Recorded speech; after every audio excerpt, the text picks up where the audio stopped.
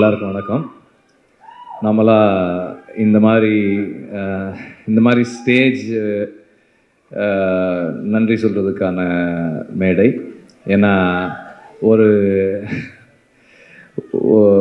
ஒரு படம் எடுக்கிறதுக்கு நிறைய உழைப்பு தேவை. அந்த உழைப்பு வந்து ஒரு சிலருடைய விஷன் மேலே மற்ற எல்லாரும் பிளைண்டாக வைக்கிற ஃபெய்த்து. அது அந்த ஃபெய்த் தான், அந்த உழைப்பு தான் வந்து அந்த படத்தை கம்ப்ளீட் பண்ணோம்.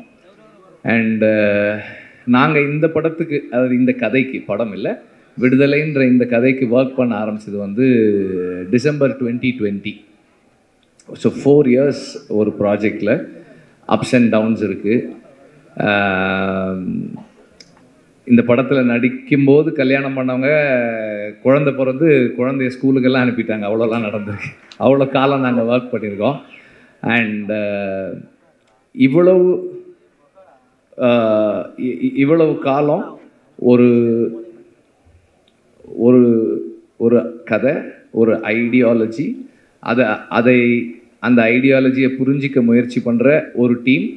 அந்த டீமோட பிளைண்ட் ஃபெய்த்தில் ட்ராவல் பண்ண ஒரு 400-450 பேர், ஸ்டார்டிங் ஃப்ரம் த ப்ரொடியூசர். எல்லாருமே இந்த ஜேர்னியை வந்து ரொம்ப முழுசாக மனப்பூர்வமாக ஒர்க் பண்ணது, ரொம்ப கமிட்மெண்ட்டோடு பண்ணது. லாஸ்ட் டைம் வந்து நான் லிஸ்ட்டு எழுதி எல்லார் பேரையும் படித்தேன். அப்போது கொஞ்சம் டைம் இருந்தது. இப்போ சுத்தமாக எனக்கு டைம் இல்லை.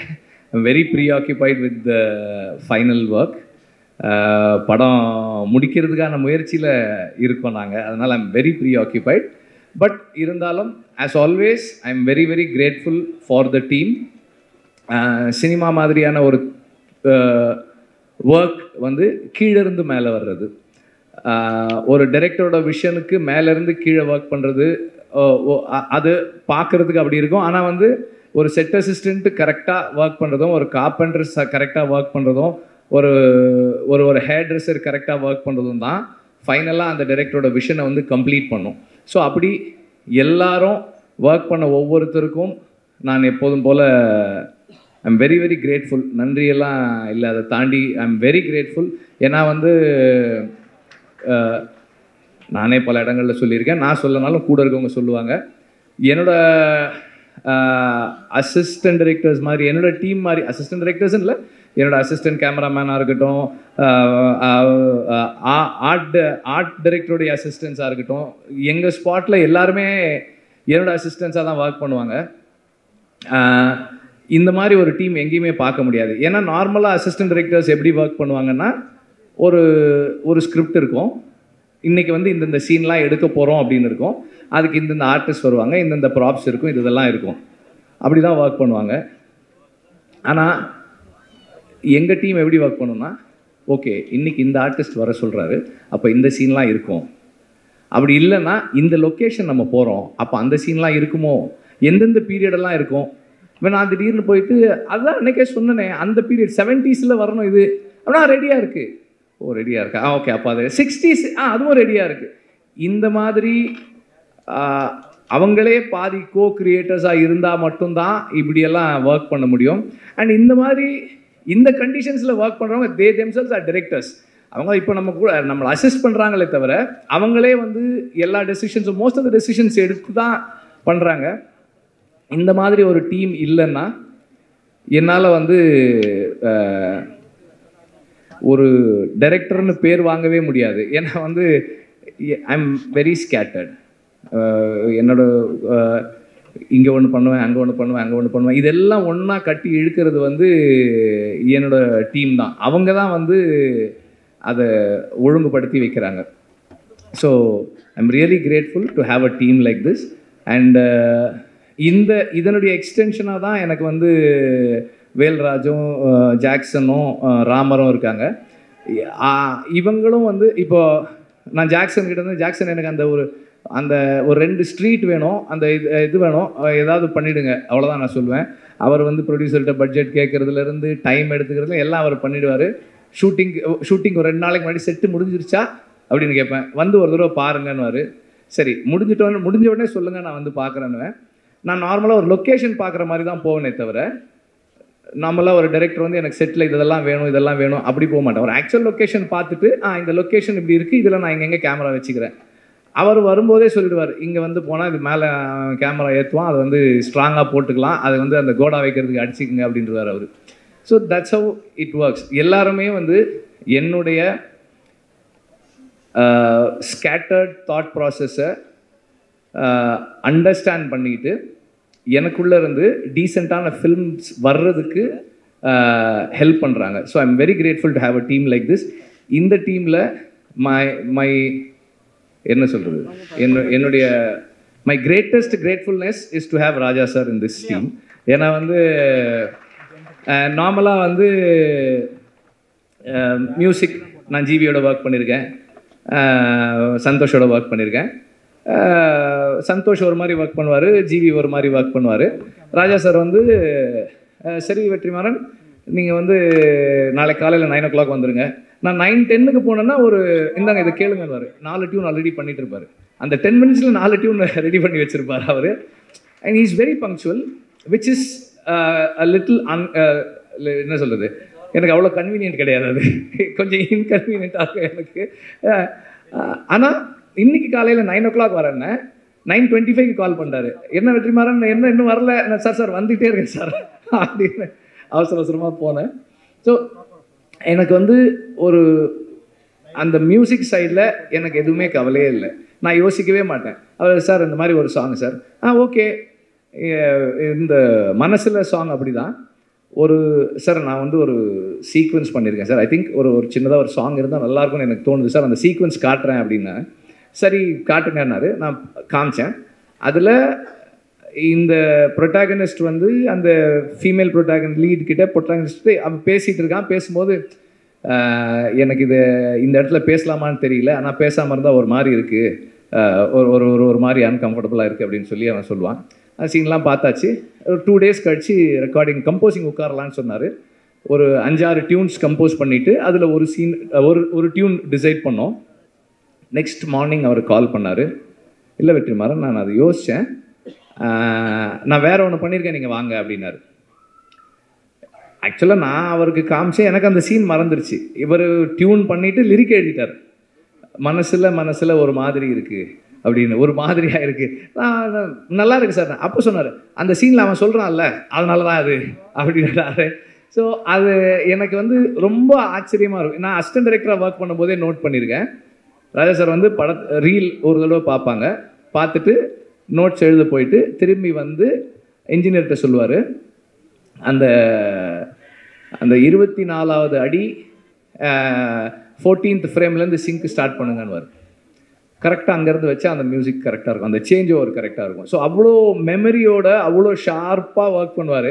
அதை நம்ம நேரில் பார்க்கும்போது, பக்கத்தில் இருந்து பார்க்கும்போது அந்த மைண்டை அண்டர்ஸ்டாண்ட் பண்ணுறது வந்து it is a great experience அப்படி தான் சொல்லலாம். எனக்கு ரொம்ப அண்டு எல்லாரும் சொன்னதோட எக்ஸ்டென்ஷனாக ராஜா சார் பேசுகிறத, அவங்கெல்லாம் பேசுகிறத கேட்பாங்க.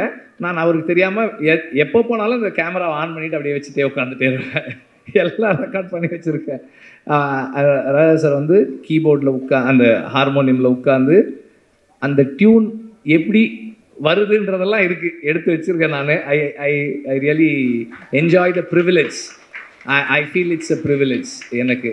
அண்டு அவர் வந்து எனக்கு நிறைய ஸ்பேஸ் கொடுக்குறாரு. இந்த சென்ஸ் பர்சனலாக அவரோட இன்ட்ராக்ட் பண்ணுறதுக்கு, பேசுகிறதுக்கு, நமக்கு பிடிச்சதை சொல்கிறதுக்கு. அப்புறம் வந்து ராஜா சார்கிட்ட நான் பார்த்ததோட ஒரு விஷயம் என்னென்னா, நம்ம ஒரு சாங் பண்ணுறோம், அந்த நேரம் நமக்கு அது கரெக்டாக இருக்குது. அப்புறமா வந்து as we take long time to make the film, அந்த ப்ராசஸில் ஏதாவது மிஸ் ஆகும்போது, சார் இல்லை சார் எனக்கு வேறு மாதிரி இருந்தாலும் ஓகே அதை விட்டுரு, வேறு பாட்டு பண்ணிக்கலாம். அவரோட ஒரே என்னன்னா, இந்த படம் இந்த டைரக்டர் அவங்க விஷன் என்ன, அதுக்கு நான் எப்படி கான்ட்ரிபியூட் பண்ண போகிறேன், what is my contribution to the film. அந்த personal like, dislike, ideology differences அதை பற்றியெல்லாம் அவர் கவலையே படுறது கிடையாது. I am here to do what you ask me to do. நீ சொல்லு, நான் செய்கிறேன், ஆனால் நீ கரெக்டாக சொல்லு. வாட் யூ வாண்ட், கிளியராக சொல்லு அப்படின்னு. நமக்கு கிளாரிட்டி இருக்காது, பாபான்னு. ஆனாலும் அவர் வந்து சரி, ஹீ கிவ்ஸ் த டைம். சரி, உனக்கு என்ன வேணும், எப்படி வேணும், ஓகே, எஸ், ஃபைன். இப்படி இந்த ஜேர்னியில் ஒரு 15-20 டியூன் ராஜா சார் பண்ணுற டியூன் நான் கேட்டிருக்கேன். அவர் எவ்வளோ ஃபாஸ்ட்டாக பண்ணுறாரு. அந்த ஃபாஸ்ட்டாக பண்ணுறதுன்றது ஒரு பெரிய இது இல்லைன்னு தான் நான் நினைக்கிறேன். ஏன்னா அது என்னவா மாறுது. இப்போ இந்த சாங் இப்போ கேட்கும்போது நம்ம நார்மலாக நோட்டீஸே பண்ண மாட்டோம். நம்ம நார்மலாக, அதாவது மியூசிக்கலாக ட்ரெயின் ஆகாத ஆட்கள் நோட்டீஸே பண்ணாமல் விடக்கூடிய ஒரு சின்ன சைம் எங்கேயோ கேட்குது, ஒரு சின்னதாக ஒரு ஒரு ஒரு பெல் சவுண்டு கேட்குது. இதெல்லாம் வந்து அது எப்படி அந்த இடத்துல வைக்கிறாரு, அந்த சவுண்டு நமக்கு எப்படி கேட்குது, இதெல்லாமே வந்து ஒரு பெரிய ஆச்சரியம் தான். அவ்வளோ சாங் இருக்குது, மற்ற மியூசிக் இருக்குது, வாய்ஸ் இருக்குது, அதுக்கு நடுவில் அந்த சாங், இந்த சவுண்ட் இந்த இடத்துல வச்சா கேட்கணும்லாம் ஒரு டிசைட் பண்ணி ஒன்று ஃபைனலாக ஒன்று கொடுக்குறாரு இல்லையா. அதுதான் அந்த என்ன சொல்கிறது, மியூசிக்கல், அந்த ஜீனியஸ் மியூசிக்கல் மைண்டு. அதை பக்கத்தில் இருந்து பார்க்குறது எனக்கு ரொம்ப சந்தோஷம். இந்த படத்தில் 4 சாங்ஸு, 4மே 4 விதமான சாங்ஸ். ஸோ இந்த ஜேர்னியில் எனக்கு ராஜா சாரோட இருந்து அவரோட இன்ட்ராக்ட் பண்ணுறதுக்கான ஆப்பர்ச்சுனிட்டின்றது என்னுடைய லைஃப்பில், பர்சனல் லைஃப்பில் என்னை நான் இம்ப்ரூவ் பண்ணிக்கிறதுக்கான ஒரு பெரிய கிஃப்டாக தான் நான் பார்க்குறேன். அதை என்னை எல்லா விதத்துலேயும் வந்து இம்ப்ரூவ் பண்ணிக்கிறதுக்கான ஒரு பாசிபிலிட்டி அது.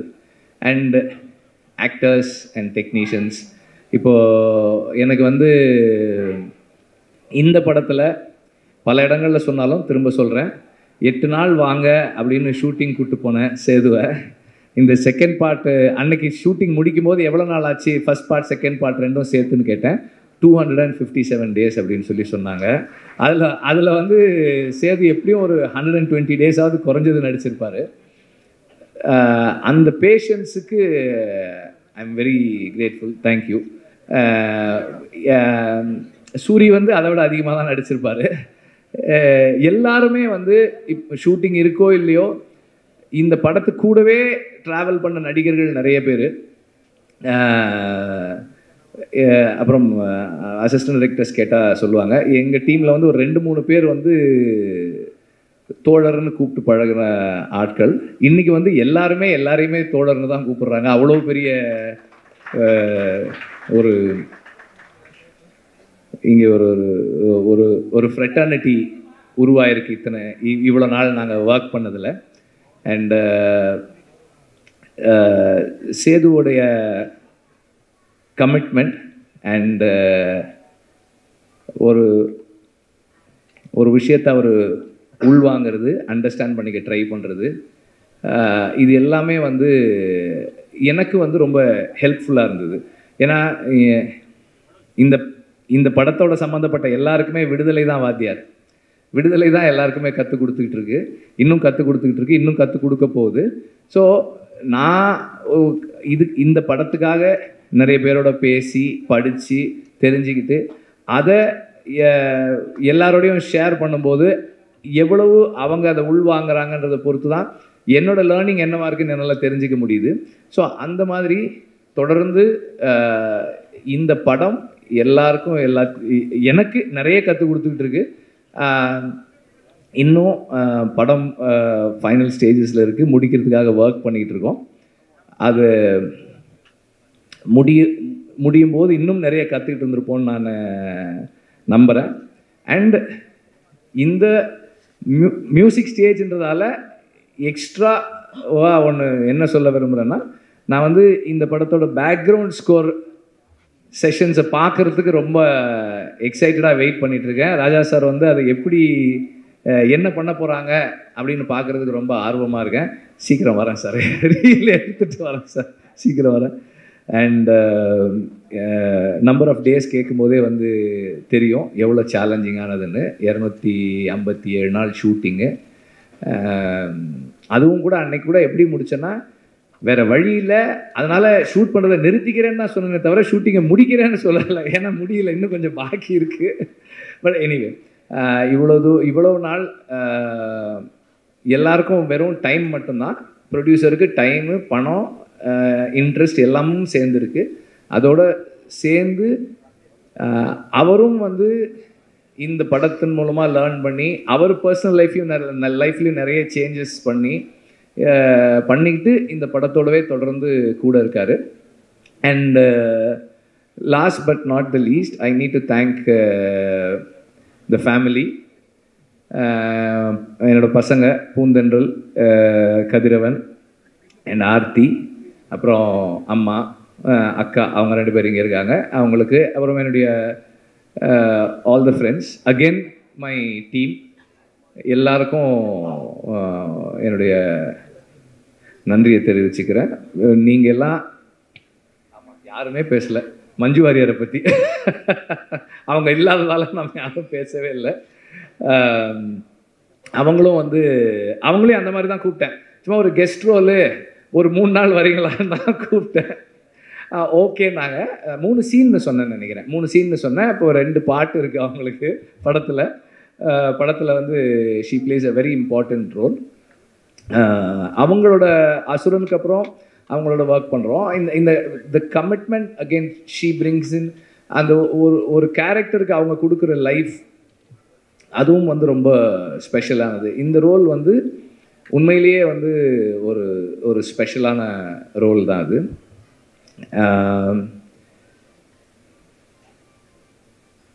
ஒரு படம் நல்லா வர்றதுக்கு அதெல்லாம் சொல்ல முடியாதுப்பா. என்னப்பா அது?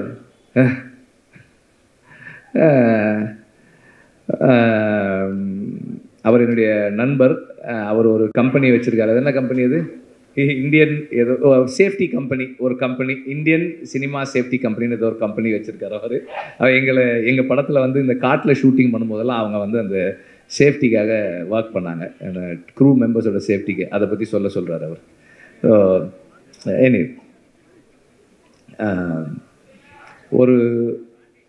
ஒரு படம் ஒரு டீசெண்டான படமாக மாறுறதுக்கு அந்த டீம் தான் காரணம். அண்ட் அந்த டீமில் வந்து திரும்ப ரிப்பீட் பண்ணுறேன், assistant directors, assistant cameraman and art department assistant, managers, production assistants, எல்லாருமே வந்து அதில் இருக்கிறவங்க. அவங்களுடைய கமிட்மெண்ட் தான் வந்து அந்த படத்தை கம்ப்ளீட் பண்ணுது. So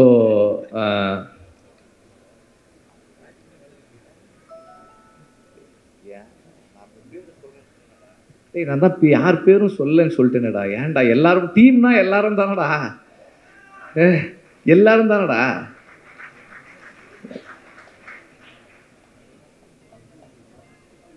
thank you.